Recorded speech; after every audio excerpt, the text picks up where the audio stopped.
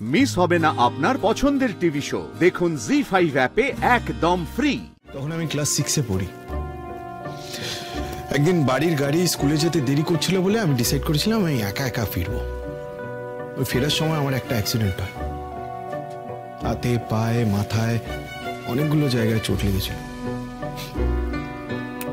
সেদিন ছোটকা আমাকে উদ্ধার করে হসপিটালে নিয়ে গেছিল। আমি সেদিন দেখেছিলাম ছোটকা কিরকম আমাকে নিয়ে পাগল পাগল করছিল, নার্স ডাক্তার তাদেরকে কিরকম বকাবকি করছিল শুধুমাত্র আমার জন্য।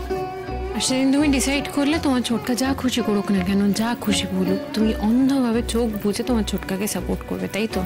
না মানে কঙ্কা, কিন্তু কারোর ভুলটা ধরিয়ে দিলে তার প্রতি সম্মান ভালোবাসা কোনোটাই কম হয় না অর্জুন।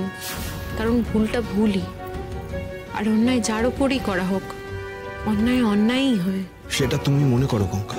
আর তুমি কি মনে করো? তুমি যখন এত করে জানতে চাইছো তাহলে আমি বলেই দিই, বাবার ছোটকা হচ্ছে এই বাড়ির গার্জিয়ান। তাদের কাজের ভুল বা ঠিক জাজ করার মতো অধিকার বা যোগ্যতা কোনোটাই আমার নেই। খুশি? থ্যাংক ইউ তোমার ক্যান্ডিড আনসারের জন্য। এবার আমি তোমাকে একটা প্রশ্ন করতে পারি? বলো। তোমার কি আমার সাথে বিয়েটায় আপত্তি ছিল? তোমাকে কি বিয়ে করতে ফোর্স করা হয়েছে? কি হল, চুপ করে আছো যে? তার মানে কি আমি ধরেই নেব যে তোমার আপত্তি ছিল, তোমাকে ফোর্স করা হয়েছে বিয়েটা করতে?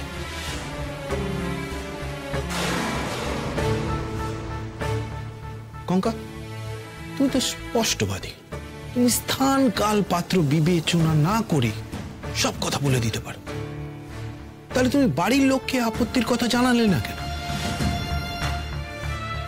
আমি যখন তোমার বাড়িতে গেলাম, তোমার সাথে বাইরে দেখা করলাম, তখনও তুমি চুপ করেছিলে। আজকে এত কিছু হয়ে যাবার পরে এসব কেন? কঙ্কা, টেল মি সামথিং। তুমি কি দু নৌকোয় পা দিয়ে চলতে চাইছো?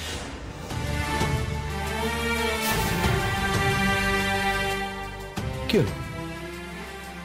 আমার ক্যান্ডিড জবাবের প্রশংসা করতে পারলে, কিন্তু আমার প্রশ্নের জবাব দিতে পারছো না। তুমি তো এই টাইপের মেয়ে নয়। তুমি হাসছো না?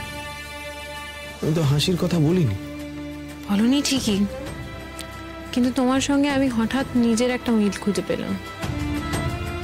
তুমি ঠিকটা আজকে বলে উঠতে পারোনি, কারণ সেটা তোমার চয়েস। আমিও কোথাও গিয়ে ঠিকটা বলে উঠতে পারিনি, কিন্তু আমাদের দুজনের কারণ দুটো আলাদা। আমি ঠিকটা যতদিনে রিয়েলাইজ করেছি ততদিন সময় পেরিয়ে গেছে। মানে আমি ঠিকই বুঝেছি যে বাড়ি থেকে তোমাকে জোর করেই বিয়েটা দেওয়া হয়েছে। জোর করে বিয়ে দেওয়া হয়েছে বললে হয়তো সেটা আমার বাবা মায়ের ওপর অন্যায় করা হবে। আমি অনেকটা দেরিতে রিয়েলাইজ করেছি অর্জুন যে আমি বিয়েটা করতে চাই না। আর যখন রিয়েলাইজ করেছি তখন আমার বলা না বলা সমান।